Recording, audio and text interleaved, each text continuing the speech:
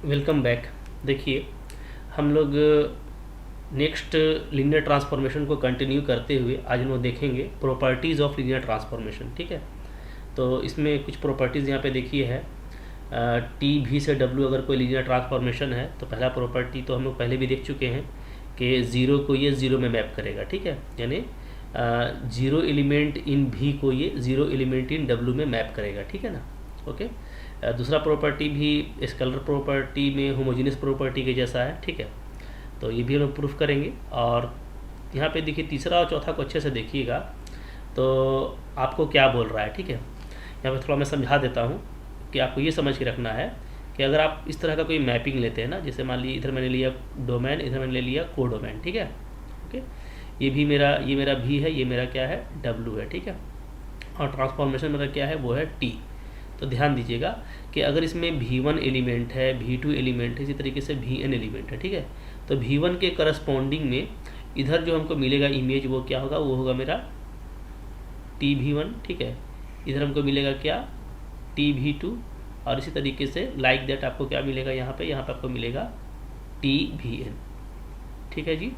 तो यहाँ पे देखिए ये बोल रहा है ना, बात समझिएगा। ठीक है, कि अगर ये लीनियरली डिपेंडेंट है, ये क्या है लीनियरली डिपेंडेंट, तो ये भी क्या होगा आपको जो इधर जो मिल रहा है इमेज, ठीक है, इमेज भी आपका क्या होगा लीनियरली डिपेंडेंट होगा।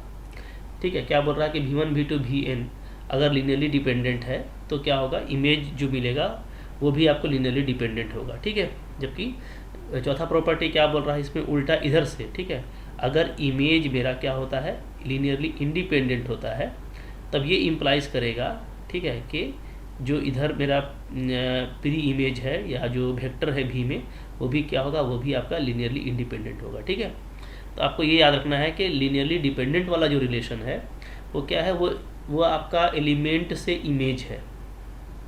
और बहुत देखिए लॉजिकली आप समझ सकते हैं कि अगर एलिमेंट लीनियरली डिपेंडेंट है तो इमेज होगा। ठीक है, हाँ, लीनियरली इंडिपेंडेंट के लिए यही है कि अगर इमेज है तब क्या होगा बोलिए, प्री इमेज जो है जो एलिमेंट्स है वो भी लीनियरली इंडिपेंडेंट ही होगा। ठीक है, तो इस तरीके से हाँ, तो कन्वर्सली हम लोग नहीं करेक्ट कह सकते, इसलिए कि लीनियरली इंडिपेंडेंट है तो सारा इमेज लीनियरली इंडिपेंडेंट हो ये ज़रूरी नहीं है। बात फॉलो कर रहे हैं ना।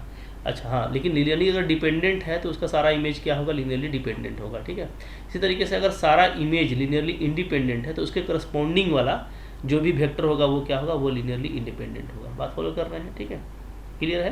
तो ये प्रॉपर्टी है थर्ड और फोर्थ वाला, तो इसको हम लोग ये प्रूफ भी कर देते हैं, सारा प्रॉपर्टीज यहाँ पे आसानी से प्रूफ हो जाएगा। ठीक है, तो देखिए पहले फर्स्ट वाला को प्रूफ करते हैं हम लोग। फर्स्ट वाला क्या बोलता है कि ये इधर इस तरफ जो मेरा, ठीक है, वेक्टर, इस तरफ मेरा जो डोमेन है, इधर मेरा जो को डोमेन है। ठीक है, तो दोनों ये आपका भी है, ये आपका डब्ल्यू है। ठीक है, तो इसका जो जीरो है वो किस में बिलोंग करेगा, इसके जीरो में बिलोंग करेगा। ठीक है, okay, transformation linear under T में। ठीक है, तो हम लोग देखिए इसको बहुत आसानी से प्रूफ कर सकते हैं। कैसे, देखिए फर्स्ट का प्रूफ यहीं पे मैं कर देता हूँ। जैसे हम लोग ले लेते हैं, ठीक है, लेट मान लेता हूँ मैं क्या कि अल्फ़ा और जीरो भी, ये क्या है, ये मेरा भी का एलिमेंट है। ठीक है, कोई अल्फ़ा एलिमेंट भी होगा इसमें, बात समझ में आ रही है ना। तो अगर इधर अल्फ़ा है तो इसके करस्पॉन्डिंग में इधर क्या होगा, इधर आपका टी अल्फ़ा होगा। ठीक है, अब देखिए यहाँ से हम लोग देखेंगे देन क्या होगा, हम लोग लिख सकते हैं कि अल्फ़ा प्लस जीरो भी क्या होगा, ये आपका डेफिनेटली क्या होगा, अल्फ़ा ही होगा। ठीक है ना। अब इस पर आप लगा दीजिए लीनियर ट्रांसफॉर्मेशन, तो टी अल्फ़ा प्लस जीरो भी ये क्या आ जाएगा, ये हमारा आ जाएगा, ठीक है, टी ऑफ अल्फ़ा। ठीक है ना।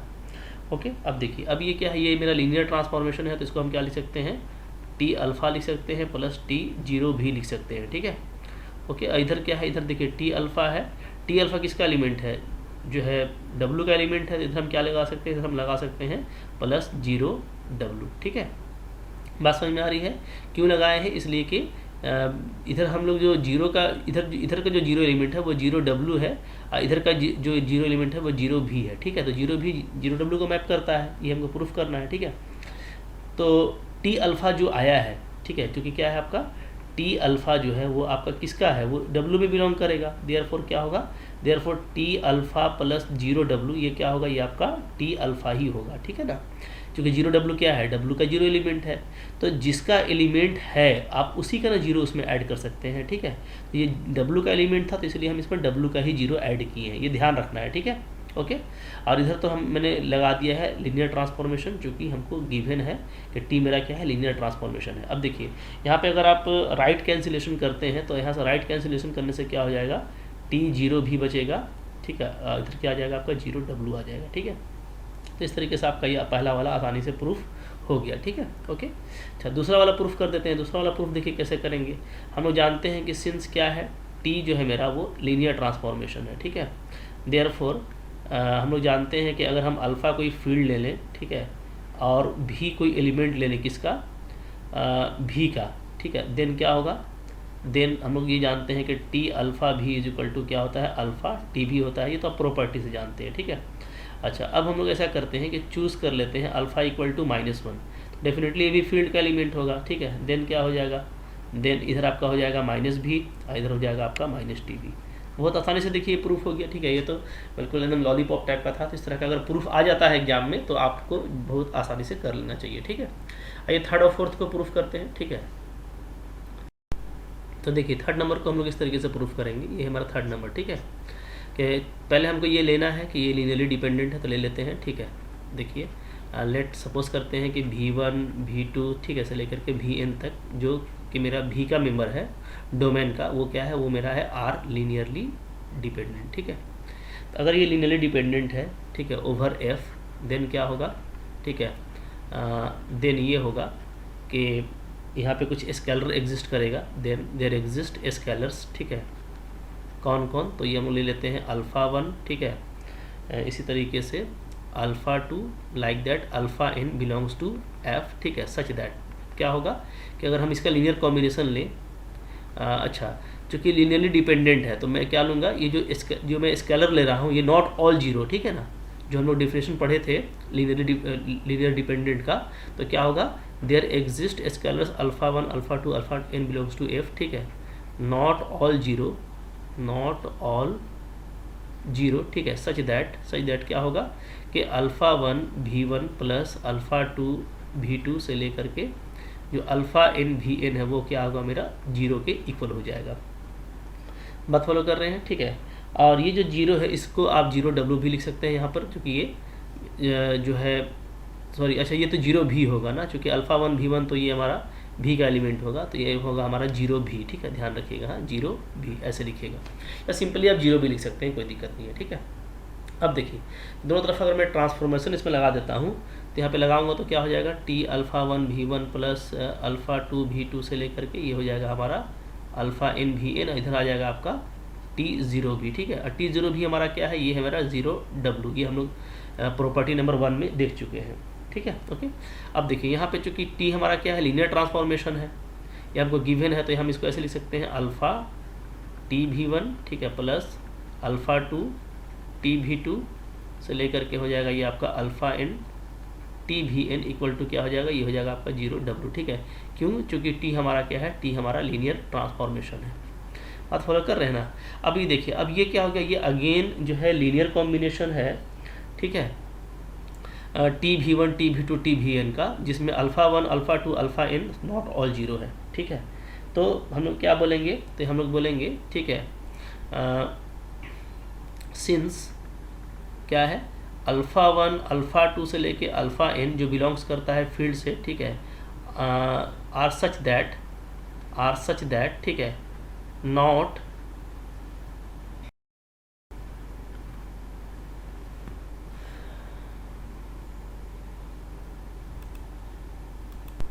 ठीक है। तो हम लोग यहाँ पे क्या लिखेंगे, हम लोग यहाँ पे लिखेंगे सिंस, ठीक है, alpha 1 alpha 2 dot dot alpha n belongs to F, ठीक है, नॉट ऑल जीरो, चूँकि ये हम लोग ऊपर लिए थे नॉट ऑल जीरो, ये सारा जीरो नहीं है, ठीक है।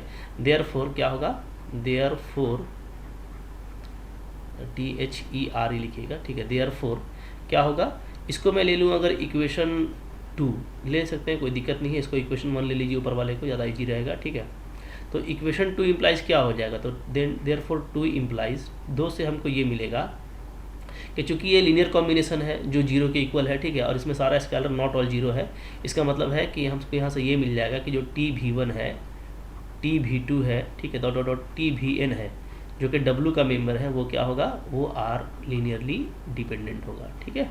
ओके, तो ये हम लोगों का आसानी से प्रूफ हो गया over the same field F, ठीक है।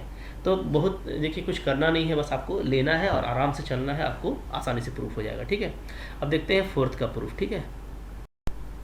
देखिए जो हम लोगों को फोर्थ नंबर प्रूफ करना है, तो फोर्थ नंबर का प्रूफ देखिए मैं यहाँ पे चूँकि बहुत ज़्यादा चेंज नहीं होगा इसलिए मैंने उसी का कुछ पार्ट ले लिया है पिछले वाले का।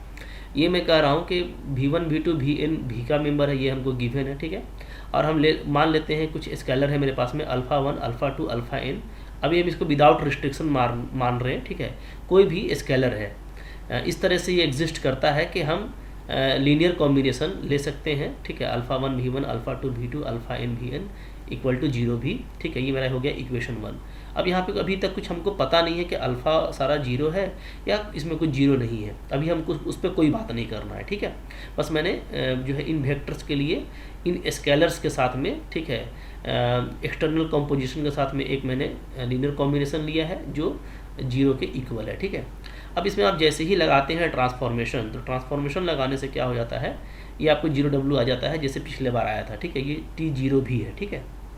अब देखिए क्योंकि ये लीनियर ट्रांसफॉर्मेशन है तो आप इसको इस तरीके से लिख सकते हैं, तो आपको आ गया इक्वेशन 2 आ गया, ठीक है। अब देखिए इक्वेशन 2 आ गया तो इक्वेशन 2 भी एक लीनियर कॉम्बिनेशन है, ठीक है, T_V_1 T_V_2 T_V_n का, और ये भी जो है अपने स्पेस के 0 के इक्वल है। तो हम लोग बोल सकते हैं यहाँ से क्या कि सिंस यहाँ से ये बात हमको चूँकि पता है कि क्या है, जो T_V_1 है, T_V_1 कॉमा T_V_2 से लेकर के T_V_n, ये जो है जो कि सब स्पेस W का वेक्टर स्पेस W का मेंबर है, वो क्या है, वो लीनियरली इंडिपेंडेंट है, आर लीनियरली इंडिपेंडेंट, ठीक है।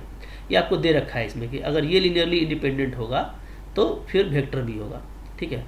अगर ये लीनियरली इंडिपेंडेंट है देयरफॉर क्या हो जाएगा, देयरफॉर जो इक्वेशन 2 है, 2 से क्या होगा, देयरफॉर इक्वेशन 2 इम्प्लाइज, ये इम्प्लाई करेगा क्या, ठीक है, α1 α2 जितना भी αn है सारा क्या होगा, आपको सारा हो जाएगा आपको 0, ठीक है, by definition of linearly independent vectors, ठीक है।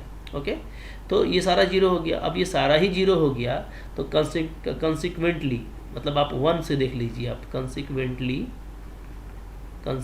1 क्या इम्प्लाइज करेगा, तो इक्वेशन 1 को देखेंगे तो सारा अगर स्केलर 0 है तो इक्वेशन 1 आपको ये बोलेगा कि जो वेक्टर V1 V2 से लेके Vn तक है जो V का मेंबर है वो भी क्या होगा, आर लीनियरली इंडिपेंडेंट, ठीक है। तो बहुत ही आसान लॉजिकल प्रूफ है इसका, ठीक है, कोई बहुत मुश्किल नहीं है। तो आई होप आपको ये प्रॉपर्टी समझ में आ गया है, ठीक है। तो इन प्रॉपर्टीज़ को अच्छे से कर लीजिए, ठीक है। हम लोग इस लेक्चर में इतना ही करेंगे, आगे जो हम लोगों का ट्रांसफॉर्मेशन को फाइंड आउट करने का टेक्निक वगैरह है उसको हम लोग देखने वाले हैं, ठीक है। तो आई होप आपको ये अच्छा लगा है, तो लाइक ज़रूर कीजिएगा, ठीक है, इसको अपने फ्रेंड्स के साथ में शेयर कीजिए, ठीक है, अच्छे कमेंट्स कीजिए, और जो है डेफिनेटली अगर आपने सब्सक्राइब नहीं किया तो करके देखिए, क्योंकि बहुत कुछ है इसमें, ठीक है। जब तक आप पढ़ते रहेंगे मैं पढ़ाने वाला हूँ आपको, ठीक है। आप अगर कॉम्पिटिशन निकालना चाहते हैं तो सारा मटेरियल आपको फ्री में मिलेगा, ठीक है। Thank you very much.